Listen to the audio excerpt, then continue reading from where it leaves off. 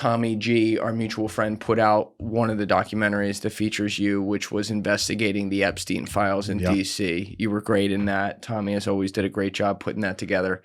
But how did you get involved with knowing anything about those files, and what was the extent there? Yeah, so I see you're like a one-trick pony with the intensity, but it works. Yeah.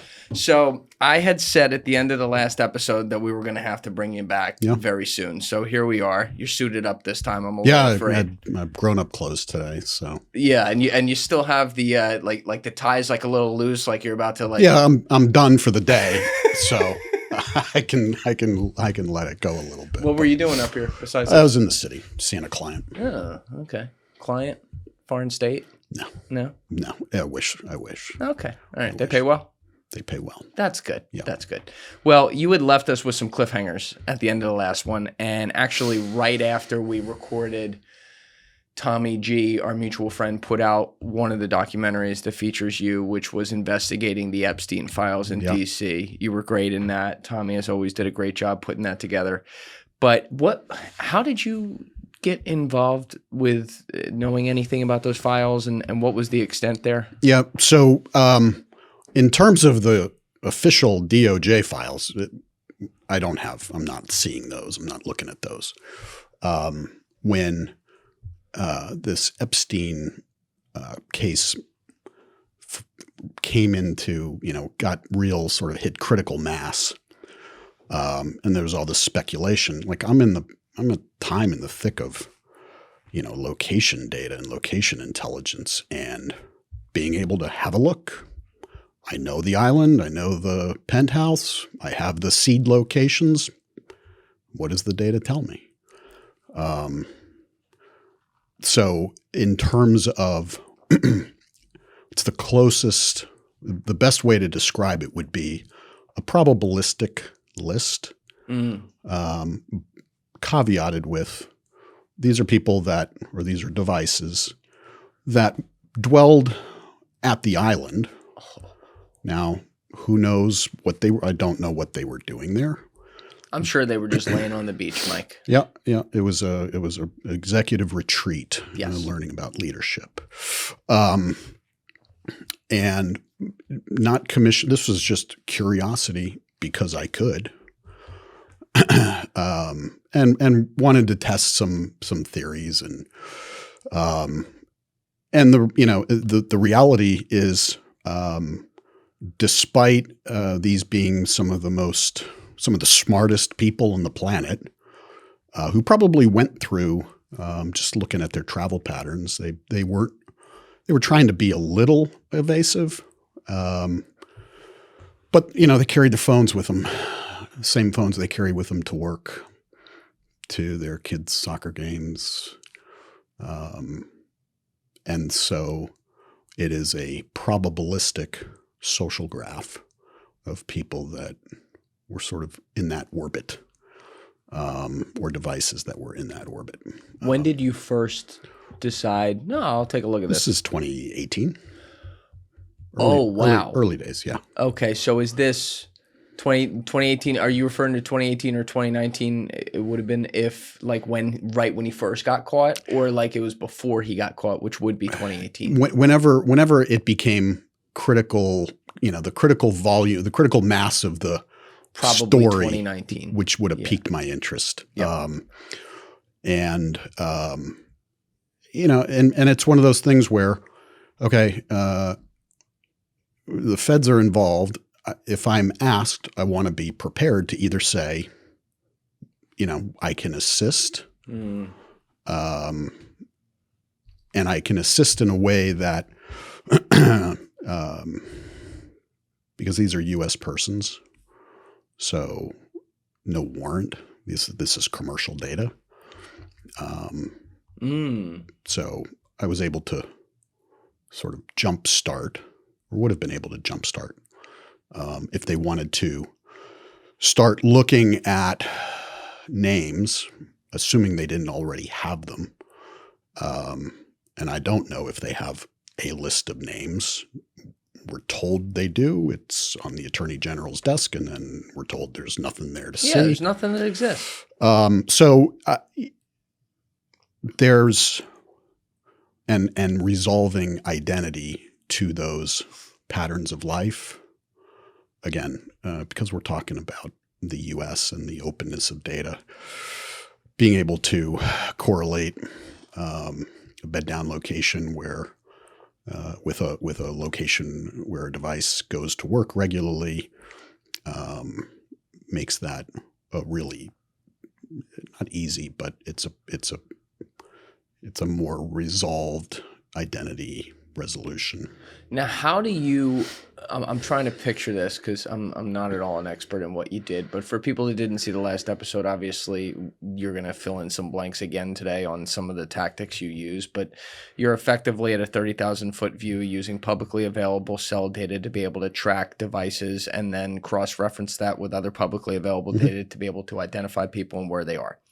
When you're talking about identifying people, let's say with the island, though, at the time that you were looking at it, when this is a critical mass, am I understanding correctly that you're looking at back data, meaning you could be looking as far back as 2011, 2012? I only went back. I didn't go back that far. I didn't need to come up with a good dense list. Wow.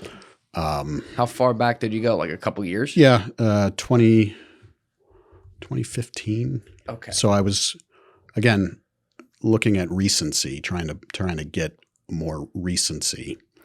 But so the process, so we know that something was going on at this island. That's my seed location. Then I'm going to look and see what devices were at that location and where were they before and where were they after.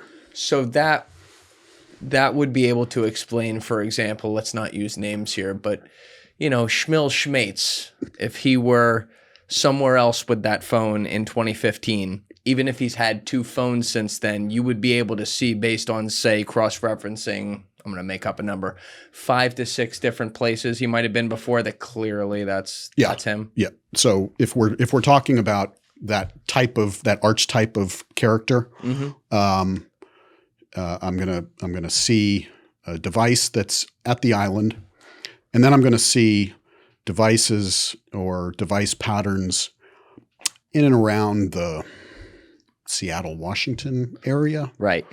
There's a big foundation in downtown Seattle where that device might spend a lot of time, and start appending identity with probability. These are not facts because I'm not looking at this device identifier belongs to this name. I'm seeing the device sleep at this location, which through publicly available information, I can append a name. I see it. Then I further filter it and I see that device at places where it's likely that's where they work based upon publicly available information. So I'm sharpening that hypothesis as to who this device belongs to. Right. But that's crazy to me that you would be looking at this and you'd be like, well, I don't need to go back farther than 2015 or 2016. 6-7 years after he is indicted and found guilty of, underage, well, it ended up being soliciting a prostitute, but, being a pedophile, let's call it what it is. And after there were already, without me having it in front of me, I know there were multiple lawsuits that had come up by that time as well that had been reported in the news, not as loudly as they should, but had been reported. Wouldn't it be very, very interesting that, say, some extremely powerful people would still have, I don't know, the nerve to go down to forget going to his townhouse, to go to the island. I don't even know if they went on the guy's jet. Either way, to go to that island at that point, how dumb do you have to be, or how blackmailed do you have to be? So this may be the counterfactual associated with people that are really smart, is they think that they're too smart and can get away with it. I don't know. I don't know what goes into the mind. The psychology. I don't understand the draw, or maybe I do, and it's not that complex. But I think that there was, if you look at this cohort, there are people that have everything. They've got people telling them how great they are, how wonderful they are, tending to their every need. They snap their fingers. So, they probably have a mindset that they can do this and sort of be above the accountability. And if you think about it, it's my impetus to look into this was the noise really was about the embarrassment that it would cause some of these people. Like, yeah, embarrassment is the least of your worries. Yeah. But if that is all you are worried about, your public perception and it's a public relations crisis and I need my comms team to come in and help, that's the wrong problem to be focused on. And it was kind of a neat little project to see if I could do it with some degree of volume, where if it comes push to shove, where we need to put identity because we don't have a black book, but we need some leads, some investigative leads. But that call never came. Never came to you? Never came to me. Okay, let me try to piece some of this together. Thank you guys for checking out this clip. If you haven't already subscribed, please subscribe and hit the like button on this video. It is a huge, huge help. And if you'd like to check out this clip's full podcast episode, that link is in the description below or right here. And finally, you can follow me on Instagram and X by using the links in my description below.